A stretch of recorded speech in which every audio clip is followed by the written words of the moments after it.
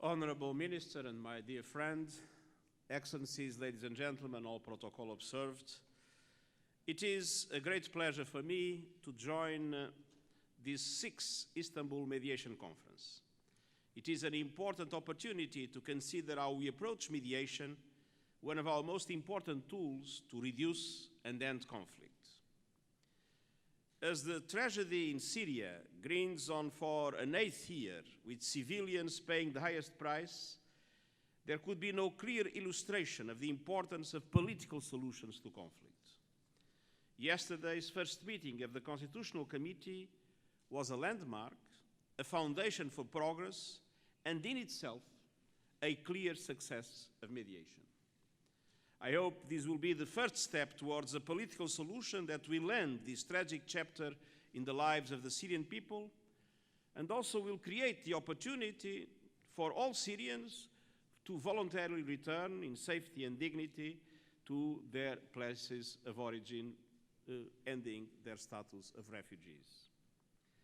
I welcome recent efforts to end the fighting in northeastern Syria through dialogue, and I remain very concerned about the situation in Idlib and repeat my call for maximum restraint, de-escalation, and the protection of civilians and civilian infrastructure on all fronts of Syria. In other countries and regions, particularly on the African continent, mediation and dialogue are having results. In Sudan, South Sudan, Ethiopia and Eritrea, Madagascar, the Central African Republic, and we could go on, we see a reduction in conflict and human suffering that is due in part to the efforts of mediators bringing parties together for peaceful dialogue. And we must build on these success stories. But, Excellencies, ladies and gentlemen, the complex and changing geopolitical context of conflicts has serious implications for mediation. Divisions in the international community are contributing to unpredictability and insecurity. Mediators have always relied on the political will of different governments or of governments and armed groups that are parties to the fighting. But now they must also work for the alignment of outside powers, as today's conflicts are likely to have regional and international involvements.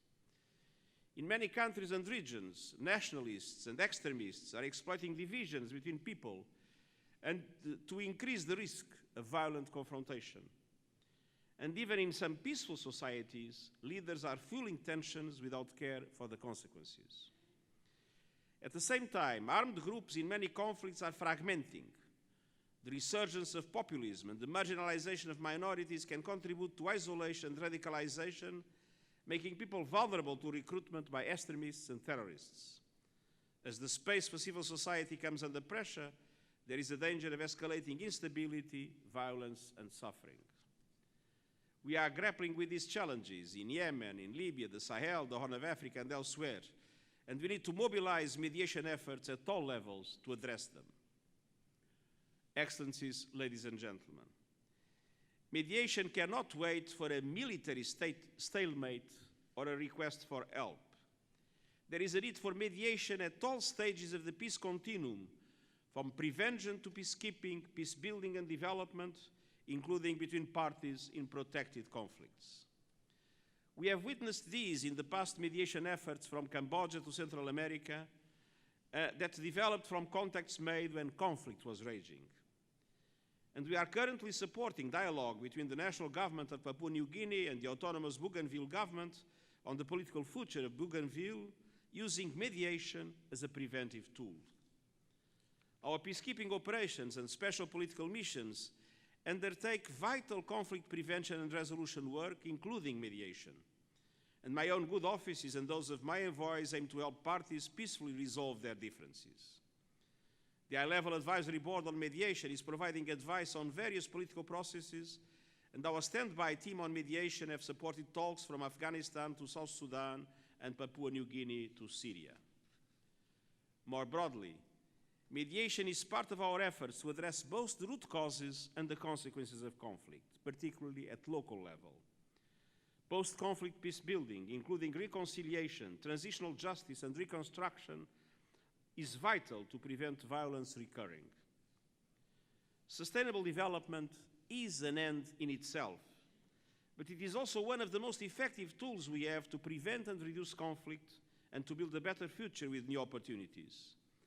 The 2030 Agenda for Sustainable Development is our blueprint for a fair globalization and for resilient, stable societies tackling the root causes of violence of all kinds. Excellencies, my third point concerns the need to coordinate our work with the growing number of regional organizations, civil society groups, and others involved in mediation. Resolving today's complex conflicts means bringing together the three tracks of mediation in a coordinated way. Track 1, comprising political and military leadership, supplemented by unofficial and informal contacts at Track 2 level to test ideas, and Track 3 to widen the process, including civil society and grassroots initiatives. The United Nations has close strategic and operational partnership on mediation with regional and sub-regional organizations. Our work with the African Union is, in my opinion, exemplary and has enabled us to support joint approaches at the highest levels in countries across the continent, while our peacekeeping and political missions work to bring parties together at the national and local levels. Independent actors and non-government organizations, including the elders, are another critical complementary element. Progress on women's participation in formal peace processes is slow, and this must be a special area for creative strategies. We need to build on previous efforts, including the Syrian Women's Advisory Board, the Yemeni Women's Technical Advisory Group, and support regional women's mediators networks like the African Union's FemWise Africa Network. Some 600 million young people in states affected by conflict can make also a vital contribution to mediation and peace building. The first international symposium for youth participation in peace processes earlier this year was a very important step. Despite the growing number of groups involved, a relatively small proportion of conflicts receive mediation. There is limited attention to low-intensity or forgotten conflicts. We and our partners must find resources to engage across the board. Excellencies, ladies and gentlemen, my final point concerns the new technologies that are affecting the nature of conflict and our mediation efforts. Social media platforms and digital technologies can improve outreach and inclusivity, particularly to women, young people, and minority or marginalized groups. New technologies can also be used to monitor ceasefires in inaccessible areas, as we have seen in the Ukraine. But technology can create serious challenges for mediation. Online hate speech is a pervasive problem. Digital content can be manipulated to create poisonous narratives. Misinformation campaigns and artificial intelligence can be deployed against online inclusion efforts. And cyber weapons are already being used to amplify conventional military operations. The United Nations Digital Toolkit for Mediators has been designed to support the safe use of new technologies in mediation efforts with concrete recommendations and case studies. I commend it to you.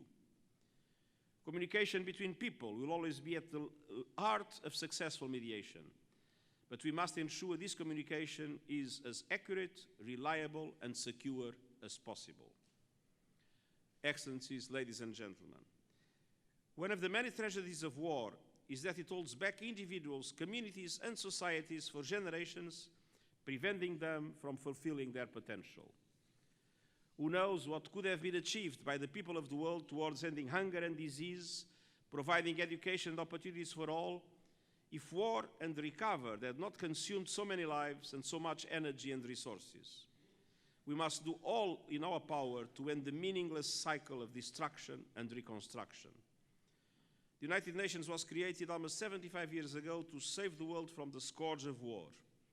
We are here today to further that objective, our first priority and our most important work. Thank you.